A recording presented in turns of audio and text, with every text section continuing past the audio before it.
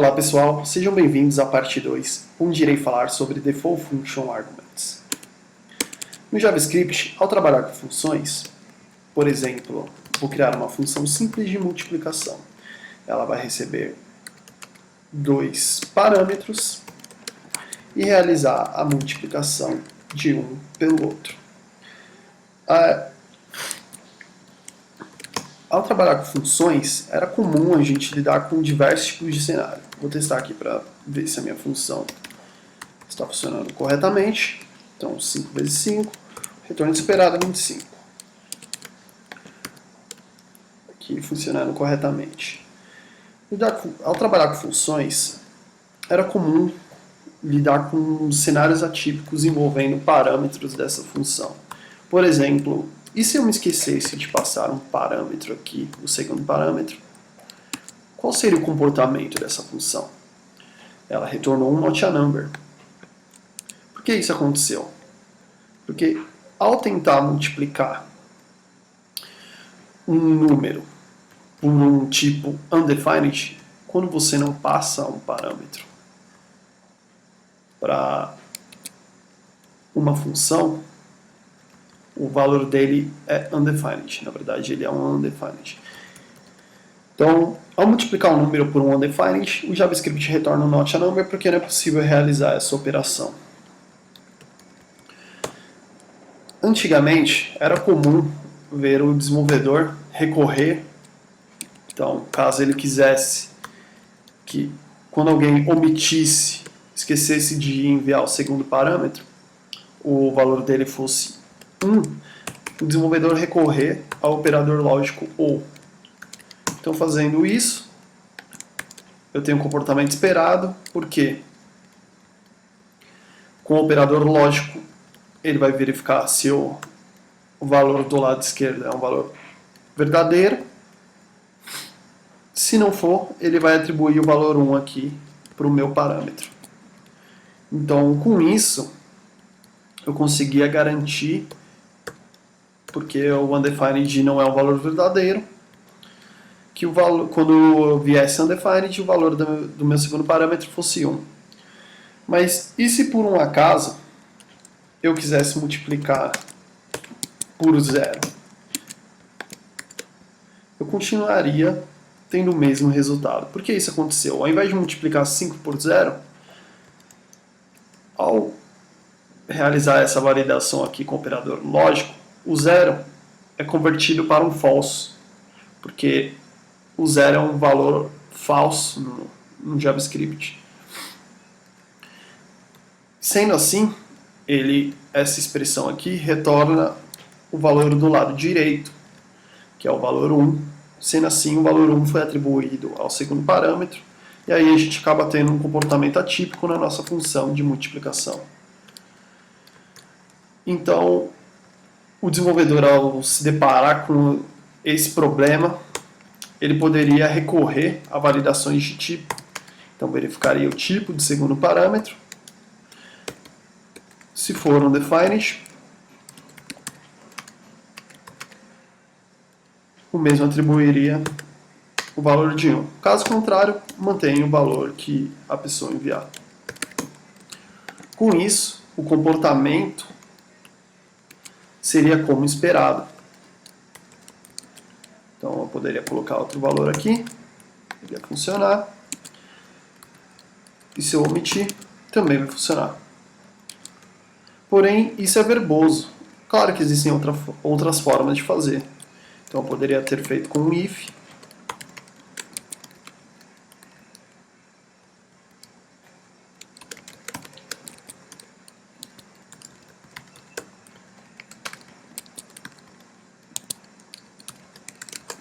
Poderia ter feito aqui com um if. Porém, continua verboso. E para um desenvolvedor que pegasse aí essa sua função para fazer uma correção de bug ou uma implementação ou qualquer outro tipo de coisa, ele teria que gastar um tempo aí entendendo toda essa lógica que você fez para garantir que os valores dos argumentos funcionassem corretamente. Após o surgimento do ECMA 6, utilizando o caractere de igual, eu posso agora atribuir valores padrão sem utilizar toda aquela validação, como eu mostrei anteriormente, e ter o mesmo comportamento. Então, utilizando o caractere de igual após um parâmetro, eu consigo atribuir um valor padrão quando esse parâmetro não for passado, ou quando ele for passado com o valor de undefined. Então aqui a gente percebe que está funcionando corretamente. Se eu passar o 0, ele vai continuar funcionando corretamente. E se eu deixar de passar, ele continua funcionando.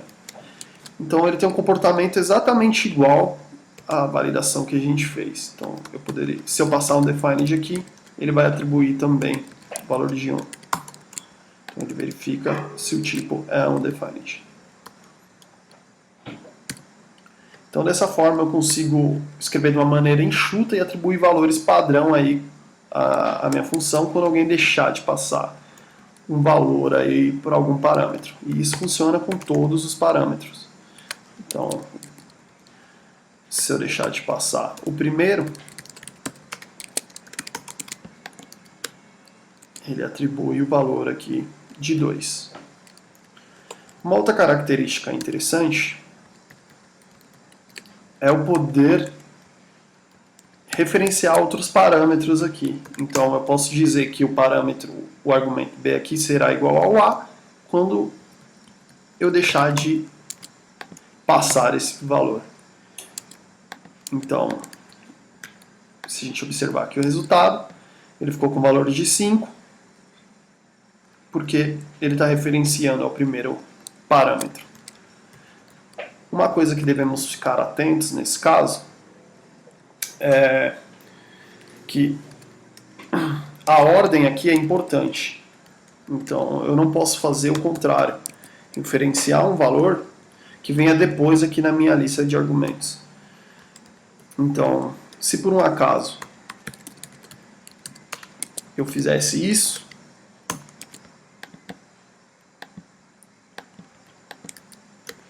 eu iria ter um erro aqui de referência, que eu não consigo acessar o A antes da sua inicialização. Então, antes da variável ser declarada aqui,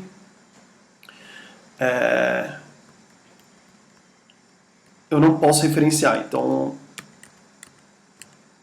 você tem que ter atenção na ordem para que a sua função funcione corretamente. Então, ao referenciar outro parâmetro, verifique se ele vem posteriormente.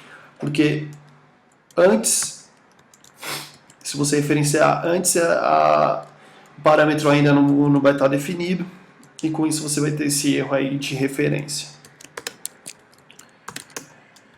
Uma outra característica interessante é chamada de lazy evaluation. Vamos supor que eu queira um número randômico aqui, como segundo argumento, toda vez que alguém deixe de passar esse parâmetro. Então, eu vou gerar primeiro uma função aqui. Vou criar aqui uma função que gera números randômicos, gera um número randômico, então random number, vai retornar, vou utilizar aqui mathRandom vezes 10 para gerar meu número randômico. Então vamos verificar se esse random number, a função random number está funcionando. Deixa eu ocultar esse erro para ficar melhor a legibilidade. Está funcionando, está gerando um número randômico. Eu posso atribuir essa minha função. Então basta colocá-la aqui sendo invocada como valor.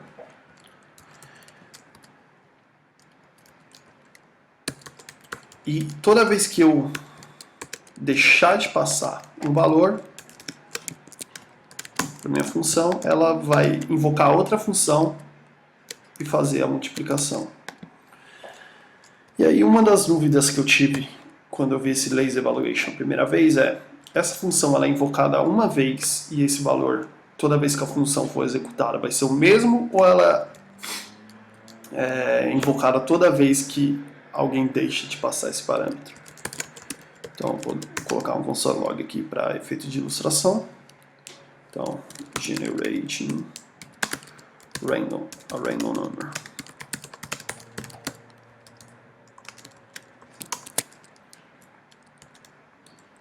E vou invocar minha função duas vezes para vocês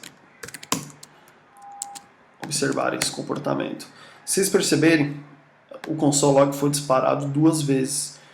Ou seja, a função foi invocada duas vezes. Então toda vez que você deixa de passar o parâmetro para essa função, ela vai invocar a função novamente, que é o chamado lazy evaluation. Então essa função só vai ser invocada de fato quando a outra função foi invocada sem o parâmetro. Com isso, você consegue garantir que a função só vai ser executada no momento certo. Isso é muito bom para quê? Para gerar IDs randômicos, para disparar erros caso a pessoa esqueça de passar algum dos parâmetros, e para qualquer tipo de situação aí que você possa imaginar que uma função possa gerar um valor aí para você. Então, isso é bem legal. Pode ser uma ferramenta poderosa aí no seu dia a dia.